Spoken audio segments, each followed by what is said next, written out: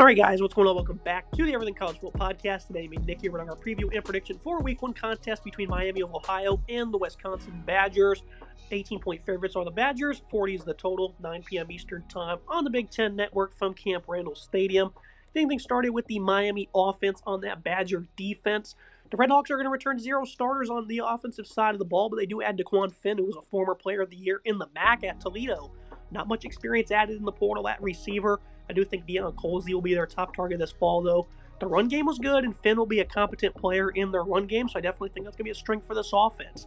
Kenny Tracy, a vet of the program, likely going to be running back 1. Jordan Brunson had 2 big runs last year, so they have some nice players that can make an impact on the ground. Drew Terrell, Craig Smith should both be impact starters after getting good experience last year on the left side. Up front, they're going up against a relatively weaker defensive line for the Badgers. Solid linebacking group of Wisconsin, about 120-plus rushing in every game last season, so proved to be vulnerable in that spot. Love the secondary, though. Elite unit, but the Redhawks won't look to attack downfield much anyways. More of a quick, short passing game.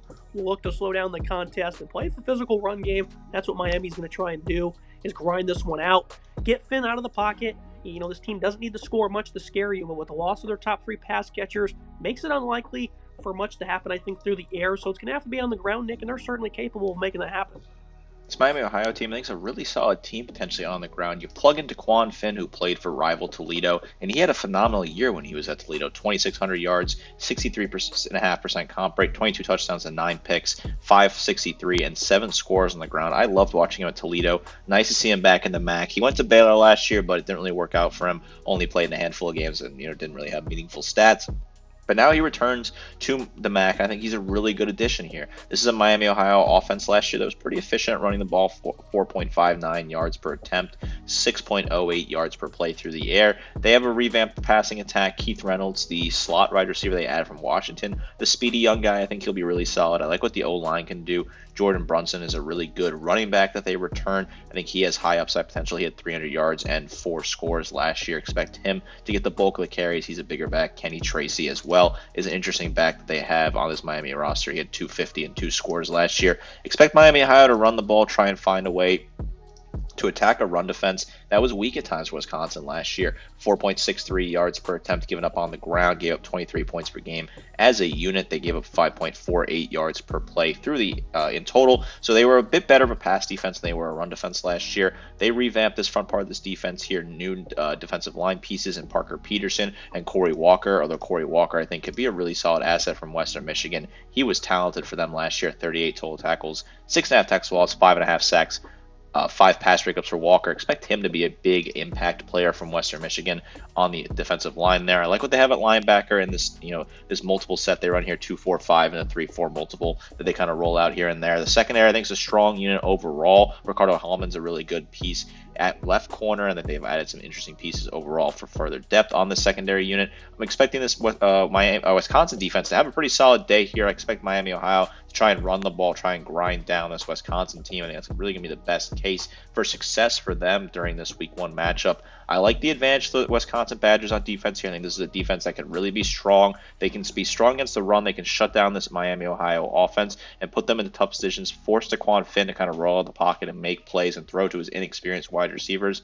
That may result in a couple turnovers or 2 for Wisconsin, giving that offense some short field. The Miami of Ohio rushing attack wasn't all that great last year. The first 3 weeks of the year they played, Power 4 opponents, Northwestern, Cincy, Notre Dame. In those 3 games, 40 yards rushing, 24, 110 respectively. So obviously they've seen the style of defense and they fared very poorly against it. So they could get clobbered in this contest. Moving to the other side of things, the Badger offense likely going to give the keys to Billy Edwards, who was pretty solid last year. Vinny Anthony's an explosive guy at pass catcher. They also have another younger guy, Tretch Kakahuna, who I'm a big fan of. I think is going to be a possession pass catcher. Running back room is a nice 1-2 punch. They're going to look to get loose. Really good offensive line facing a D-line. Only gets 1 starter back in Adam Trick, who was likely the weakest of the 4 starters. And speaking of 4, that's the only amount of starters they get back on this side of the ball. None of them coming at linebacker, though, which is a big issue because those guys were flat-out elite for a couple of seasons for the Redhawks. They do get back both starters at safety. Eli Blankley was good, and then Silas Waters, he, on the other hand, was flat-out elite. Great in coverage and against the run. 95 tackles and 12 pass breakups. 2 studded safeties back there. You look at the rest of the Miami, Ohio defense, they're tough on this side of the ball. Very physical. Nazir Washington was dominant versus the run and rotational capacity. Roosevelt Andrews got on the field a good bit. Those are two defensive linemen.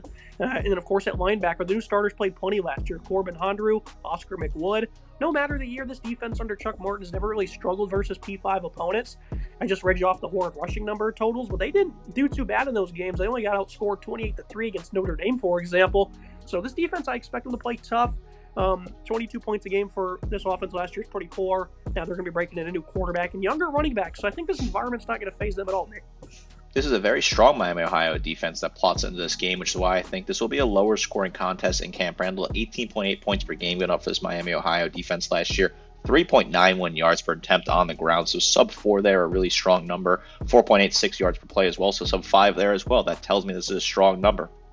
They hung around with those Power 4 opponents early in the season. That defense played pretty fairly against those teams, gave up 13 points to Northwestern, 27 to Cincinnati, and 28 to Notre Dame. So I think they hung around. They showed some spirit and fought hard in those games. I like the pieces they have on the defense. The D-line worries me a little bit here, which is why I think Wisconsin will have some success running the ball against the defensive line. It's a little bit weaker revamping here. New look linebacking unit should be solid. I think the secondary is absolutely phenomenal. You highlighted those safeties, Blakely and Waters, who are incredibly talented players. I'll start with Waters there. He was really good for this team last year. 95 total tackles, 12 pass breakups, just incredible numbers. He's a big physical asset. I like what he can do. And Eli Blakely is a really good asset as well. 89 total tackles, a pick, and 2 pass breakups. He's a very hard hitter, really good against the run.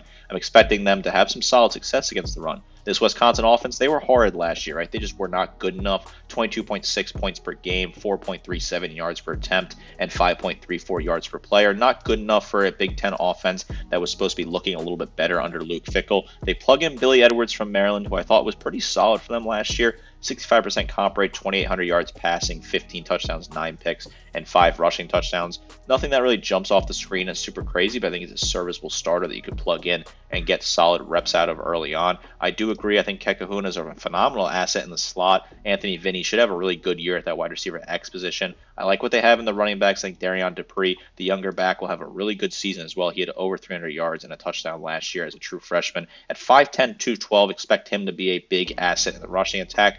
The game plan, I think, is pretty simple for Wisconsin here. Play smart football, play conservative football, run the ball, solid young 1-2 punch. Don't put the ball into harm's play. Attack the slot where Kekahuna could really make things happen against this Miami, Ohio linebacking core and defensive line. I do like the massive advantage here. I think you run the ball a lot if you're Wisconsin. Kill the clock, get comfortable, don't put the ball in harm's play. I think both offenses will play pretty conservatively against 2 solid defenses. Now we move to the final analysis and the prediction. You know, this 17, 18-point line is a flat-out dirty one by the books. This is a trap either way you look at it. Last year, they struggled bad in the first few weeks versus, quite weaker competition, that being Wisconsin. I know Miami's losses, in terms of starters are tough, but Chuck Martin's a great coach. Scoring will be hard for Miami of Ohio, but I think they can establish enough drives behind Finn's legs to cover the spread, as the Redhawks defense will be tough and yards on the ground will be hard to come by. Quarterback play will be improved as soon as the season starts compared to last year for the Badgers, but I don't anticipate Edwards picking them apart for more than 250 yards. I definitely think Miami's going to give up 200-plus yards on the ground, but a methodical approach, not from big plays. 40 is a pretty low total, one that can easily be eclipsed, but one that's always a gamble with these two teams. And again, Nick, we've seen Wisconsin last year, the first 2 weeks against horrid opponents. They could barely score on them. They could barely beat them. So you turn around and play a feisty Miami of Ohio team that's going to do well in conference play. So, the under is a great spot that's in play. I think it could easily get eclipsed, though. So I'm more so focused on that total. Best bet's going to be Miami of Ohio to cover to open up the season.